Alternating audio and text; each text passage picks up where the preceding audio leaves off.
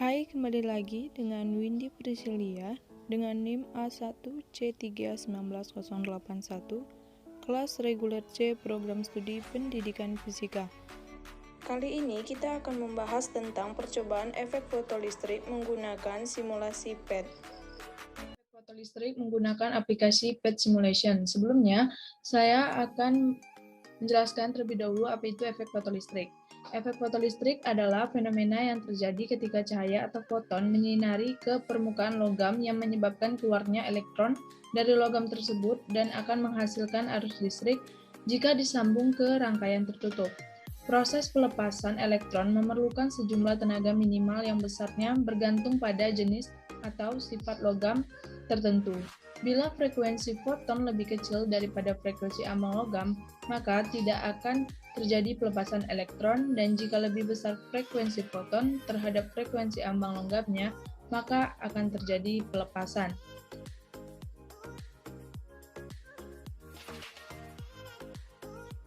Pada percobaan ini, dengan tujuan pertama, satu, menganalisis pengaruh frekuensi atau panjang gelombang cahaya terhadap terjadinya efek fotolistrik. Yang kedua, menganalisis pengaruh intensitas cahaya terhadap arus fotoelektron.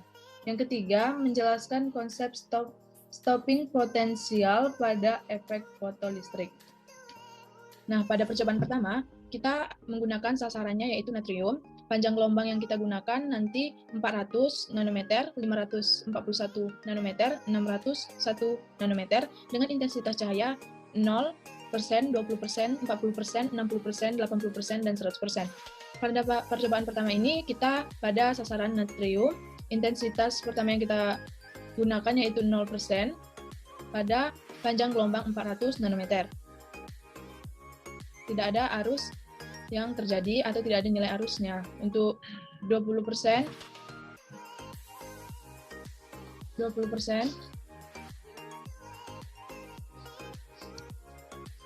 60%, nilai arusnya 0,085, sedangkan 80% arusnya 0,113, dan untuk 100% nilai arusnya 0,141. Nah, pada percobaan ini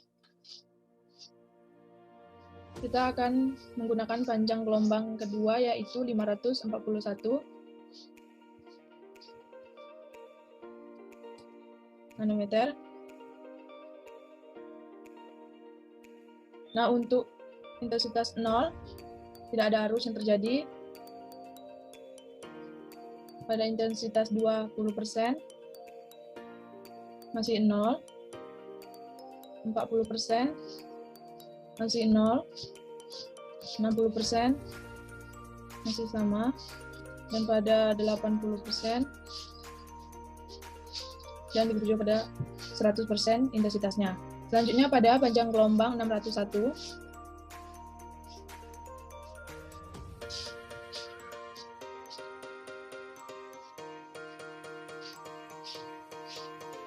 nah untuk intensitas 0%, tidak ada nilai arusnya. Untuk nilai intensitas 20%,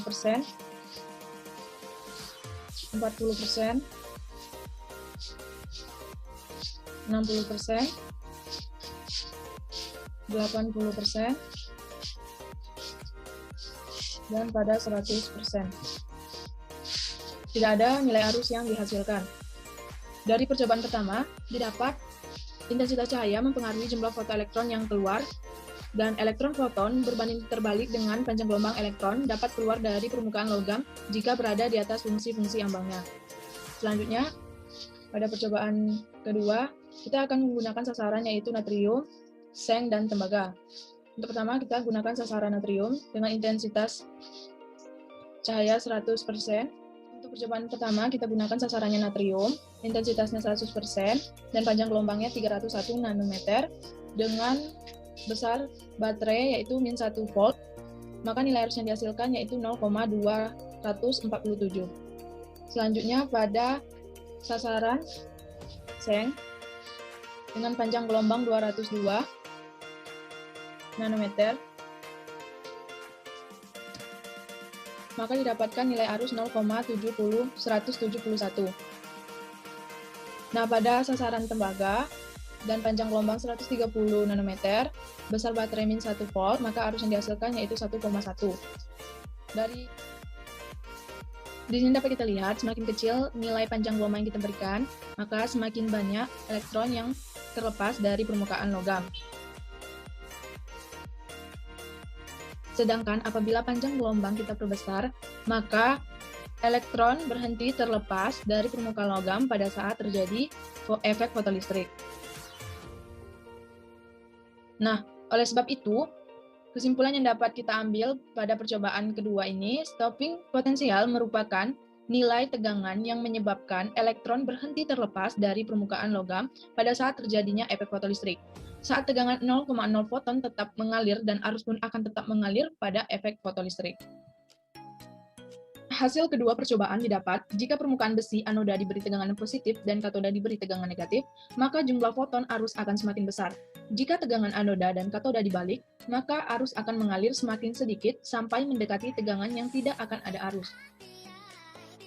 Sedangkan antara natrium, seng, dan tembaga, sasaran natrium merupakan logam yang permukaannya dapat mengeluarkan elektron lebih banyak daripada sasaran yang lainnya.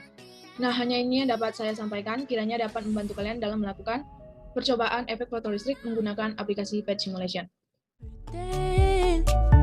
So I've been keeping you in mind.